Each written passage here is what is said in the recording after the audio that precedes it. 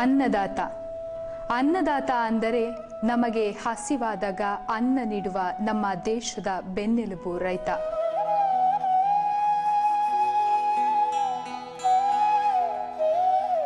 ಹಸಿವಿಗಾಗಿ ಅನ್ನಕ್ಕಾಗಿ ಎಷ್ಟೋ ಜನ ಪರದಾಡುತ್ತಿದ್ದಾರೆ. ಅಂತಹ ಆಹಾರವನ್ನ ಕೆಲವರು ವ್ಯರ್ಥ ಮಾಡುತ್ತಿದ್ದಾರೆ. ಅಕ್ಕಿ ಆಗಬೇಕಾದ್ರೆ ರೈತ ಎಷ್ಟೋ ಕಷ್ಟಪಡುತ್ತಾನೆ, ಎಷ್ಟೋ ಶ್ರಮ ಪಡುತ್ತಾನೆ.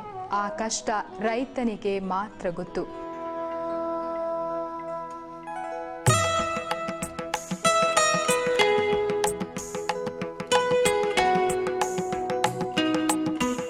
ಕೆಲಸಕ್ಕೆ ಸರಿ ಜನ ಸಿಗಲ್ಲ. ಸಿಕ್ಕಿದ್ರು ಅವರು ಹೇಳಿದಷ್ಟು ವೇತನ ಕೊಡಬೇಕು. ಅದರಲ್ಲಿ ಆದ ಬೆಳೆ ಅದಕ್ಕೆ ಮಾಡಿದ ಖರ್ಚಿನಷ್ಟು ಆಗುವುದಿಲ್ಲ.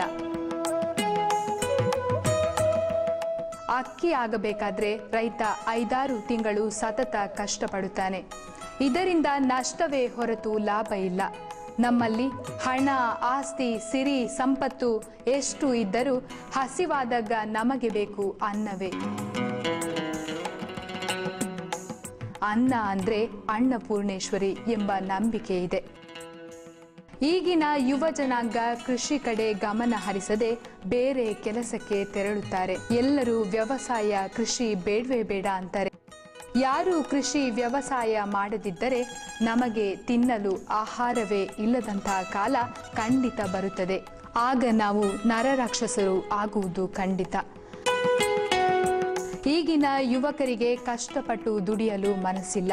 ಅದಕ್ಕೆ ಜಾಸ್ತಿ ವಿದ್ಯಾಭ್ಯಾಸ ಮಾಡಿ ದೂರದ ಊರಿಗೆ ಕೆಲಸಕ್ಕೆ ಹೋಗುತ್ತಾರೆ. ನಮ್ಮ ದೇಶದಲ್ಲಿ ಕಳೆದ 10 ವರ್ಷಗಳ ಅವಧಿಯಲ್ಲಿ ರೈತರ ಸಂಖ್ಯೆ 90 ಲಕ್ಷ ಇಳಿಮುಖವಾಗಿದೆ. ರೈತನಿಗೆ ಸರಿಯಾದ ಗೌರವವಿಲ್ಲ. ಕೆಲಸಕ್ಕೆ ಸರಿಯಾಗಿ ಜನ ಸಿಗುವುದಿಲ್ಲ. ತಾವು ಬೆಳೆದ ಬೆಳೆಗೆ ಮಾರುಕಟ್ಟೆಯಲ್ಲಿ ಸರಿಯಾದ ಬೆಲೆ ಇಲ್ಲ. ಇದಕ್ಕಾಗಿ ವ್ಯವಸಾಯ, ಕೃಷಿ ಬೇಡವೇ ಬೇಡ ಅಂತಾರೆ ನಮ್ಮ ರೈತರು. ಇದಕ್ಕೆ ನಾವು ಎಡೆ ಮಾಡದೆ ಎಲ್ಲರೂ ಕೃಷಿ ವ್ಯವಸಾಯ ಕಡೆ ಒಲವು ತೋರಿಸಬೇಕು. ರೈತನೊಂದಿಗೆ ಸಹಕರಿಸಬೇಕು, ಕೈ ಜೋಡಿಸಬೇಕು. ಅನ್ನದಾತನಿಗೆ ಗೌರವಿಸಬೇಕು. ಯುವ ಜನಾಂಗ ಕೆಲಸಕ್ಕೆ ಆಸಕ್ತಿಯಿಂದ ಮುಂದೆ ಬರಬೇಕು. ಆಹಾರವನ್ನ ವ್ಯರ್ಥ ಮಾಡಬಾರದು. ವ್ಯವಸಾಯದಲ್ಲಿ ಎಷ್ಟೆಲ್ಲ ಕೆಲಸವಿದೆ, ಎಷ್ಟೊಂದು ಕಷ್ಟವಿದೆ ಎಂಬುದನ್ನು ತೋರಿಸುವುದೇ ಈ ಅನ್ನದಾತ ಸಾಕ್ಷ್ಯ ಚಿತ್ರದ ಉದ್ದೇಶವಾಗಿದೆ.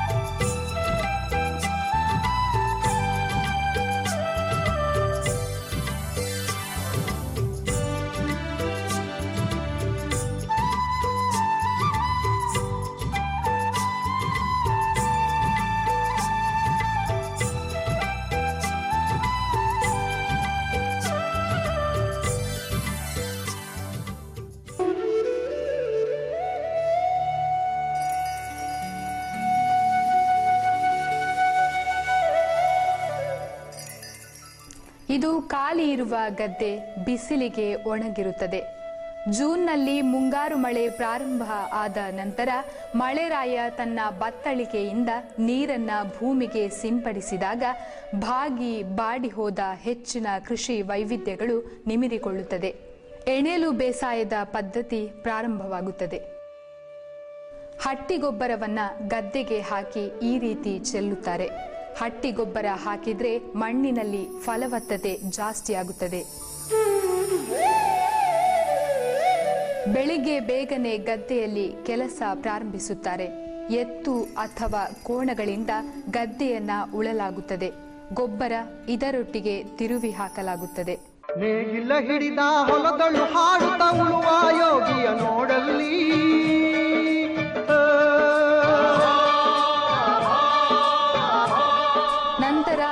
ಬದುಕೆತ್ತುವುದಕ್ಕೆ ಪ್ರಾರಂಭಿಸುತ್ತಾರೆ. ಬದುಕೆತ್ತಿದ್ರೆ ಬದುವಿನ ಬದಿಯಲ್ಲಿ ನೀರು ನಿಲ್ಲಿಕ್ಕೆ ಮತ್ತು ತೆನೆ ಬರಲಿಕ್ಕೆ ಪ್ರಯೋಜನವಾಗುತ್ತದೆ. ಫಲವನ್ನು ಬಯಸದ ಸೇವೆಯ ಪೂಜೆಯು ಕರ್ಮವೇ ಇಹ ಪರ ಸಾಧನವು. ಖಾಲಿ ಗದ್ದೆ ಉಳುಮೆಯಾದ ನಂತರ ಸರಿ ನೀರು ಹಾಕಿ ನೀರಿಗೆ ಗದ್ದೆ ಉಳುತ್ತಾರೆ. ಸೃಷ್ಟಿ ನಿಯಮದೊಳಗವನೇ ಹೋಗಿ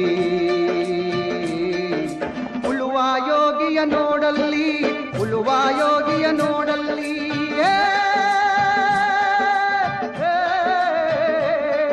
ರೈತನ ಈ ಕೆಲಸಕ್ಕೆ ನೇಗಿಲೆ ಯಂತ್ರವಾಗಿದೆ.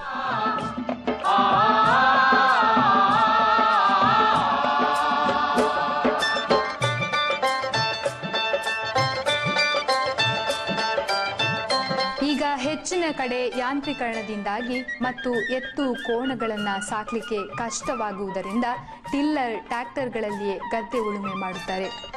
ಟಿಲ್ಲರ್ನಲ್ಲಿ ಈ ರೀತಿ ಗದ್ದೆ ಉಳುತ್ತಾರೆ. ತನ್ನಿ ಕಾರ್ಯವ ಬಿಡನೆಂದು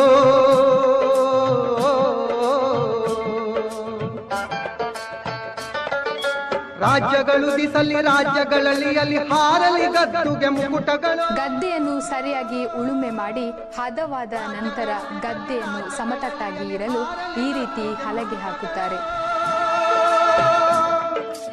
ಮುತ್ತಿಗೆ ಹಾಕಲಿ ಸೈನಿಕರೆಲ್ಲ, ಮುತ್ತಿಗೆ ಹಾಕಲಿ ಸೈನಿಕರೆಲ್ಲ, ಬಿಟ್ಟುಳುವುದನವ ಬಿಡುವುದೇ ಇಲ್ಲ. ಅಯ್ಯೋ, ಈಗ ಬೇಸಾಯ ಯಾರಿಗೆ ಬೇಕ್ರಿ? ಹಿಂದಿನ ಕಾಲದಲ್ಲಿ ಆದ್ರೆ ಏನು ಸಮಸ್ಯೆ ಇದೆಯಾ? ಬೆಳಿಗ್ಗೆ ಎದ್ದು ಎಲ್ಲರೂ 4 ಗಂಟೆ ನಾವೆಲ್ಲ ಎದ್ದು ಹೊಲದ ಕಡೆ ಹೋಗಿ ಆಯ್ತು. ಹೊಲ ಬೇಸಾಯ ಮಾಡ್ಬೇಕು ಅಂತ ಹೇಳಿದ್ರೆ ಜನದ ತಾಪತ್ರನೆಲ್ಲ ಎಲ್ಲರೂ ಕೆಳಗಿನ ಮನೆಯವರು ಮೇಲಿನ ಮನೆಯವರಿಗೆ, ಮೇಲಿನ ಮನೆಯವರು ಕೆಳಗಿನ ಮನೆಯವರಿಗೆ ಎಲ್ಲ ಸೇರಿಕೊಂಡು ಎಷ್ಟು ಚಂದವಾಗಿ ಬೇಸಾಯ ಮಾಡ್ತಾ ಇದ್ದೀವಿ. ಯಾವುದೇ ಸಮಸ್ಯೆನೇ ಇಲ್ಲ ನಮಗೆ. ಇನ್ನು ಕೊಯ್ಲು ಬಂತು ಅಂದ್ರೆ ಸಾಕು, ಈ ಗದ್ದೆ ನಾನು ಕೊಯ್ತೀನ್ರಿ, ಈ ಗದ್ದೆ ನಾನು ಕೊಯ್ತೀನ್ರಿ, ಇಲ್ಲಿ ಪಾಲು ಮಾಡಿಕೊಂಡು ಪೈಪೋಟಿಯಲ್ಲಿ ಕೊಯ್ತಾ ಇದ್ರು. ಏನು ಸಮಸ್ಯೆ ಇಲ್ಲ. ಎಲ್ಲ ಕೊಯ್ದು ಬಿಟ್ಟು ಭತ್ತವನ್ನು ಎಲ್ಲಾ ಭತ್ತದ ವ್ಯವಸಾಯ ಮಾಡಿ ಭತ್ತವನ್ನು ಮನೆಗೆ ತರುವಂತ ಕೆಲಸ ಇತ್ತು. ಯಾಕಂತ ಹೇಳಿದ್ರೆ ಆ ಕೊಂಡುಕೊಳ್ಳುವಂತ ಒಂದು ನಮ್ಮಲ್ಲಿ ಭಾರಿ ಒಂದು ವ್ಯವಸ್ಥೆ ಇತ್ತು ಆ ಸಮಯದಲ್ಲಿ. ನಮ್ಮ ಕೆಲಸವನ್ನು ಅವನು ಮಾಡುದು, ಅವನ ಮನೆಗೆ ನಾವು ಹೋಗಿ ಕೆಲಸ ಮಾಡುದು, ನಮ್ಮ ಮನೆಯವರು ಹೋಗಿ ಅವನ ಮನೆಗೆ ಕೆಲಸ ಮಾಡುದು, ಭಾರಿ ಒಂದು ಒಳ್ಳೆ ಪದ್ಧತಿ ಇತ್ತು. ಈ ಬೇಸಾಯ ಎಂಬುದು ಆವಾಗ ಒಂದು ಸಮಸ್ಯೆ ಅಂತ ಅನ್ನಿಸಿರಲಿಲ್ಲ. ಎಲ್ಲರೂ ಆ ಒಂದು ಏನು ಹಬ್ಬ ಹರಿದಿನ ಬರಲಿ ಎಲ್ಲರೂ ಸೇರ್ಕೊಂಡು ನಾವು ಏನು ಚಂದದಲ್ಲಿ ಇದ್ದೇವೆ. ಬಿತ್ತನೆಗಾಗಿ ಉತ್ತಮ ತಳಿಯ ಬೀಜಗಳನ್ನು ಆರಿಸಿ ಬೇರೆ ಬೇರೆ ವಿಧದ ಬೀಜಗಳಿರುತ್ತದೆ. ಕಜ್ಜೆಜಯೆ 60-60, 8-8, ಮುಕ್ತಿ, ಮಲ್ಲಿಗೆ, ಕಜೆ ಮಸ್ಕತಿ ಇಂಥ ಬೇರೆ ಬೇರೆ ರೀತಿಯ ಬೀಜಗಳಿರುತ್ತದೆ. ಉತ್ತಮ ಫಲವತ್ತತೆ ಕೊಡುವ ಬೀಜವನ್ನು ಆರಿಸಿ ಈ ರೀತಿ ಬಿತ್ತನೆ ಮಾಡುತ್ತಾರೆ.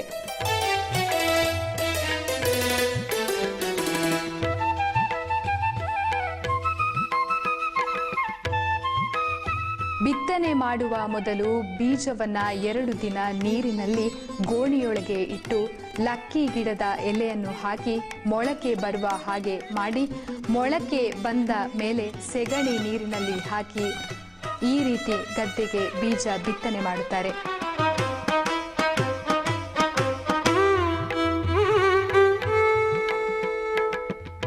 ಇದು ಕಾವಲು ಹಾಕುವ ಕ್ರಮ. ಬೀಜ ಬಿತ್ತನೆ ಮಾಡಿದ ನಂತರ ಸರೋಳಿ ಮರದ ಸೊಪ್ಪನ್ನು ಗೂಟಕ್ಕೆ ಕಟ್ಟಿ ಗದ್ದೆಯ ಮಧ್ಯಭಾಗಕ್ಕೆ ಕಾವಲು ಹಾಕುತ್ತಾರೆ. ಹಾಕಿ ಹಿಂದೆ ಬರದೆ ಸೀದಾ ಮುಂದೆಯೇ ಹೋಗಬೇಕು ಎಂಬ ಕ್ರಮ. ಇದನ್ನು ಯಾಕೆ ಹಾಕುವುದೆಂದರೆ ಗದ್ದೆಗೆ ಬೀಜ ಬಿತ್ತನೆ ಆಗಿದೆ ಎಂಬುದನ್ನು ಸೂಚಿಸಲು.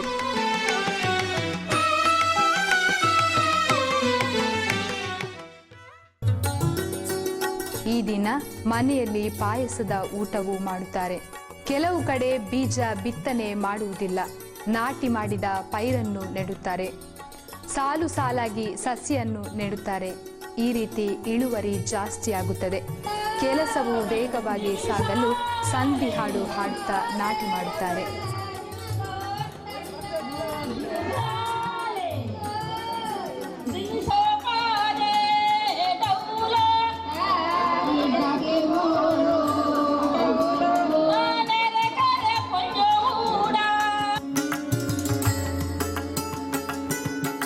ಇದು ಪೈರಿನ ಮೊದಲ ಹಂತ.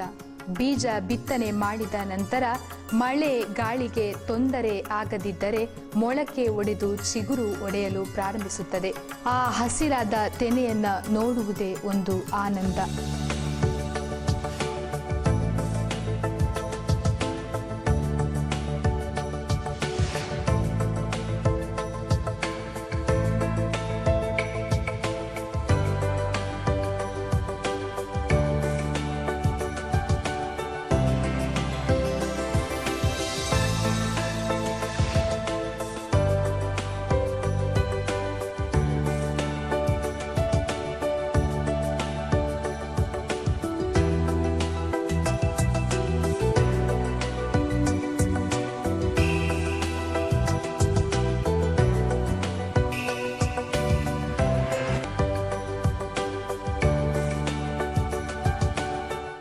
ಗದ್ದೆಗೆ ನೀರು ಈ ರೀತಿ ಬಿಡುತ್ತಾರೆ.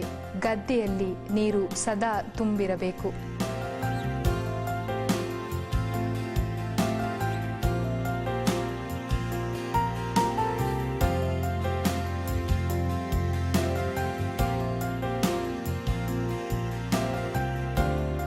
ಕೆಲವು ದಿನಗಳ ನಂತರ ಪೈರಿನ ಎರಡನೇ ಹಂತ ಈ ರೀತಿ ಇರುತ್ತದೆ. ಹಚ್ಚ ಹಸಿರಾಗಿ ಕಂಗೊಳಿಸುತ್ತದೆ. ಇದನ್ನ ನೋಡುವುದೇ ಒಂದು ಮನಮೋಹಕ.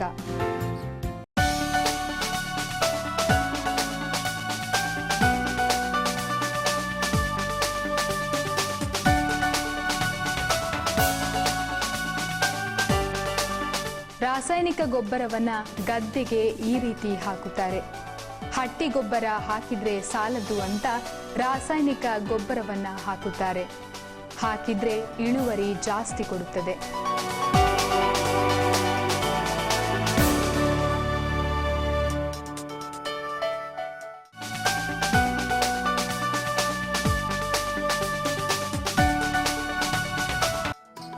ಆಗಸ್ಟ್ ತಿಂಗಳಲ್ಲಿ ಆಟಿ ಅಮಾವಾಸ್ಯೆ ದಿನ ಬೆಳಿಗ್ಗೆ ಬೇಗ ಬಂದು ಗದ್ದೆಗೆ ಕಾಸರಕ್ಕನ ಮರದ ಕೋಲನ್ನ ತಂದು ಗದ್ದೆಯ ಮಧ್ಯಭಾಗಕ್ಕೆ ನೆಡುತ್ತಾರೆ.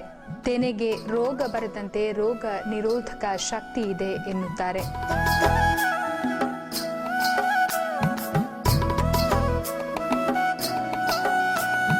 ತೆನೆಗೆ ಬೂದಿ ಬಿಸಾಡುತ್ತಾರೆ. ಯಾಕಂದ್ರೆ ತೆನೆಯಲ್ಲಿ ಹುಳ ಬಿದ್ದು ಹಾಳಾಗುವುದು ಉಂಟು. ಆ ಸಂದರ್ಭದಲ್ಲಿ ತೆನೆ ರೋಗ ನಿವಾರಣೆಗೆ ಬೂದಿ ಈ ರೀತಿ ಹಾಕುತ್ತಾರೆ.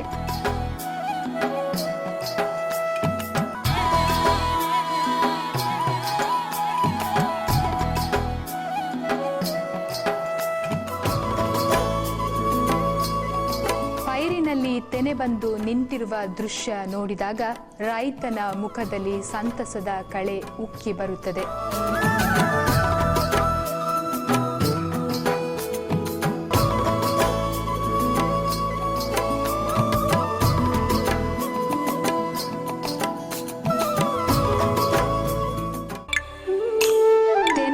ಕೊಯ್ದು ತಂದು ಮನೆಯಲ್ಲಿ ಪೂಜೆ ಮಾಡಿ ತೆನೆಯನ್ನ ಮನೆಯಲ್ಲಿ ಕಟ್ಟುತ್ತಾರೆ. ಇದನ್ನ ತುಳುವಿನಲ್ಲಿ ಕುರಲು ಪಾಡುನ ಕ್ರಮ ಅಂತಾರೆ. ಜೋರು ಮಳೆಯಿಂದಾಗಿ ಮತ್ತು ಕಾಡು ಹಂದಿ ಕಾಟದಿಂದಾಗಿ ಪೈರು ನೆಲಕಚ್ಚಿ ಮಲಗಿರುತ್ತದೆ. ಇದನ್ನು ಕಟಾವು ಮಾಡಲು ತುಂಬಾ ಕಷ್ಟವಾಗುತ್ತದೆ.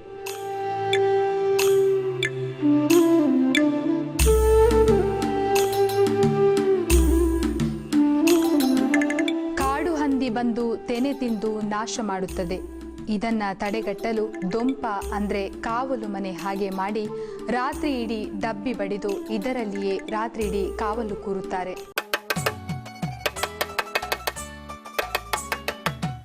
ಗದ್ದೆಯಲ್ಲಿ ತೆನೆಯ ಕಾಳನ್ನ ತಿನ್ನಲು ಗಿಳಿ ನವಿಲುಗಳು ಬರುತ್ತದೆ. ಇದನ್ನ ತಡೆಗಟ್ಟಲು ಈ ರೀತಿ ಬಡಿದು ಶಬ್ದ ಮಾಡಿ ನವಿಲು ಗಿಳಿಗಳನ್ನು ಓಡಿಸುತ್ತಾರೆ.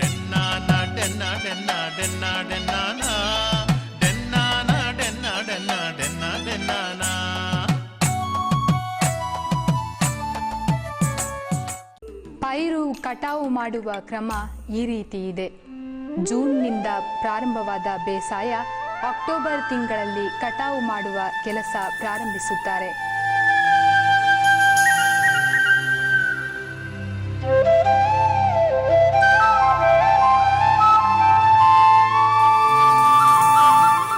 ಪೈರನ್ನು ಕತ್ತಿಯಿಂದ ಕೊಯ್ಯುತ್ತಾರೆ. ಮಳೆ ಬಂದರೆ ಬೈಹುಲ್ಲು ಹಾಳಾಗುತ್ತದೆ. ಭತ್ತ ಮೊಳಕೆ ಬಂದರೆ ಅಕ್ಕಿಯು ಹಾಳಾಗುತ್ತದೆ. ಕಟಾವು ಕೆಲಸಕ್ಕೆ ಜನ ಸಿಗುವುದು ತುಂಬಾ ಕಷ್ಟವಾಗಿದೆ. ಸಿಕ್ಕಿದ್ರೂ ಅವರು ಹೇಳಿದಷ್ಟು ವೇತನ ಕೊಡಬೇಕಾಗುತ್ತದೆ. ಒಟ್ಟಾರೆ ರೈತ ಕಷ್ಟ ನಷ್ಟದಲ್ಲಿ ಹೋರಾಟ ನಡೆಸುತ್ತಾನೆ.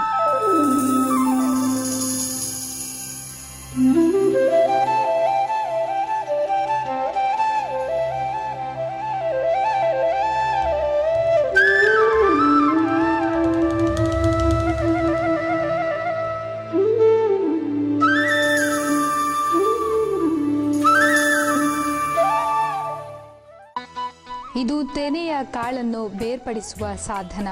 ತುಳುವಿನಲ್ಲಿ ಪಡಿಮಂಚವು ಅಂತಾರೆ.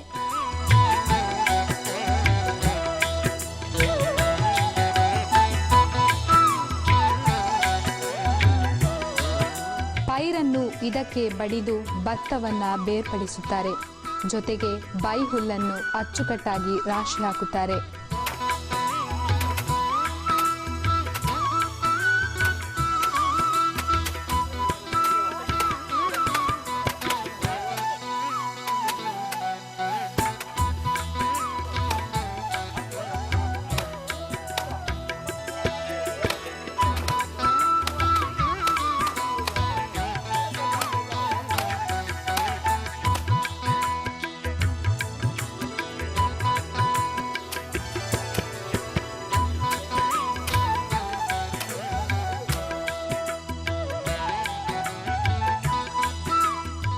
ಹುಲ್ಲಿನ ಮೂಟೆ ಕ್ರಮ ಪ್ರಕಾರವಾಗಿ ಜೋಡಿಸಿ ಮಳೆ ನೀರು ಇಳಿಯುವ ಹಾಗೆ ಮಾಡುತ್ತಾರೆ. ಹುಲ್ಲು ಹಾಳಾಗದಂತೆ ಮಾಡಲು ಈ ಕ್ರಮವನ್ನು ಉಪಯೋಗಿಸುತ್ತಾರೆ.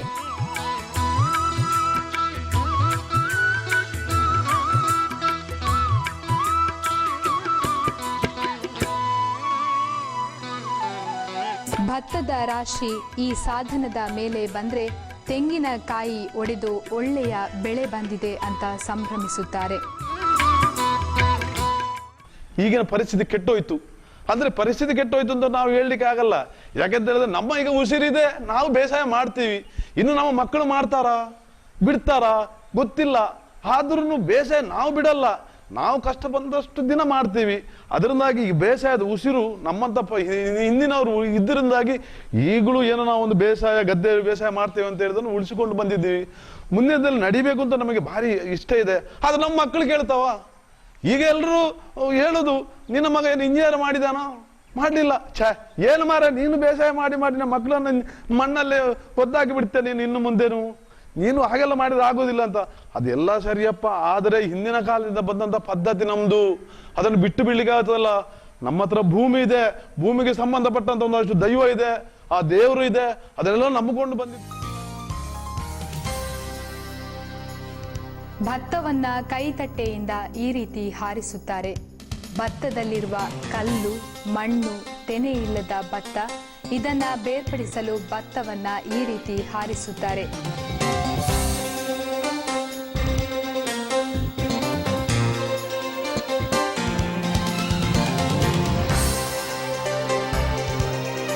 ಭತ್ತವನ್ನ ಸರಿಯಾಗಿ ಒಣಗಿಸಿ ಅಕ್ಕಿ ಮಾಡಲು ಅಕ್ಕಿ ಮಿಲ್ಲಿಗೆ ಕೊಂಡು ಹೋಗುತ್ತಾರೆ.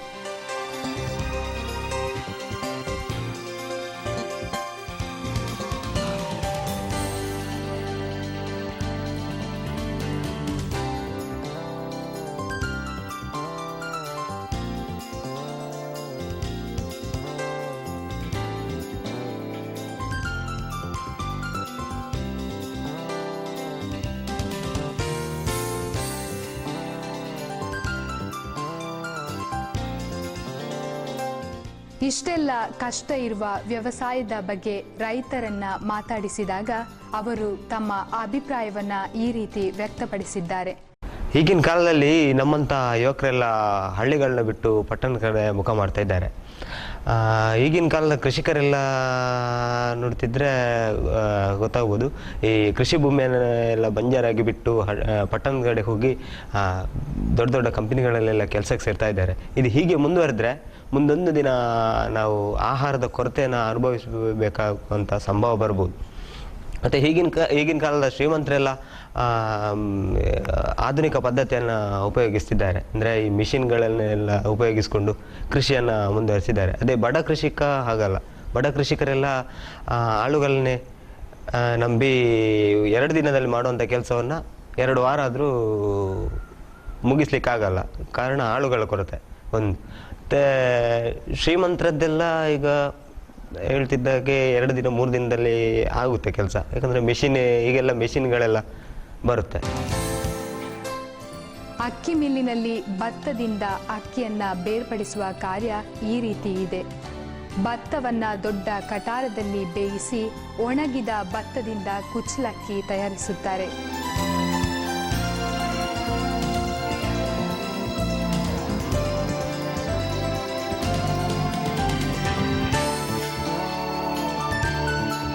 ಬೇಯಿಸದೆ ಖಾಲಿ ಒಣಗಿಸಿದ ಭತ್ತದಿಂದ ಬೆಳ್ತಿಗೆ ಅಕ್ಕಿ ತಯಾರಿಸುತ್ತಾರೆ. ಈಗ ಹಲ್ಲರ್ನಿಂದ ಅಕ್ಕಿಯನ್ನ ಈ ರೀತಿ ಬೇರ್ಪಡಿಸುತ್ತಾರೆ. ಹಿಂದೆ ಎಲ್ಲ ಒಣಕೆಯಿಂದ ಕುಟ್ಟಿ ಅಕ್ಕಿ ಮಾಡುತ್ತಿದ್ದರು. ಆದರೆ ಈಗ ಇದು ಯಾಂತ್ರೀಕರಣದ ಪ್ರಗತಿಯಾಗಿದೆ.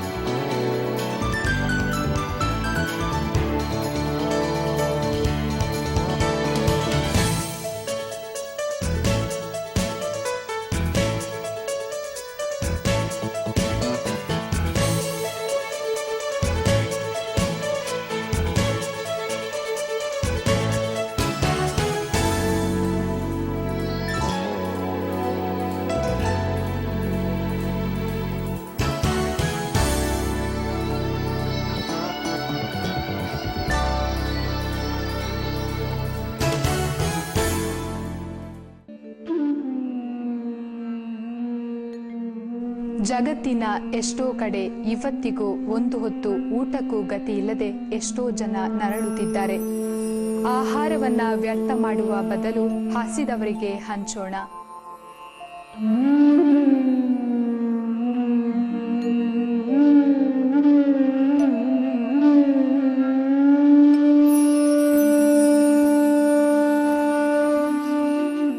ನಾವೆಲ್ಲ ರೈತನೊಂದಿಗೆ ಕೈ ಜೋಡಿಸೋಣ. ಇವನ ಕಾಯಕದೊಂದಿಗೆ ಭಾಗಿಯಾಗೋಣ. ಯುವಶಕ್ತಿ ಯುವಜನ ಆಸಕ್ತಿಯಿಂದ ದುಡಿಯಲು ಮುಂದೆ ಬಂದರೆ ವ್ಯವಸಾಯ ಕೃಷಿ ಖಂಡಿತ ಉಳಿಸಬಹುದು, ಬೆಳೆಸಬಹುದು. ಯಾಕೆಂದ್ರೆ ಕೈ ಕೆಸರಾದರೆ ಬಾಯಿ ಮೊಸರು ಎಂಬ ಗಾದೆ ಅಕ್ಷರಶಃ ಸತ್ಯ. ಜೈ ಕಿಸಾನ್. ರೈತ ನಮ್ಮೆಲ್ಲರ ಅನ್ನದಾತ.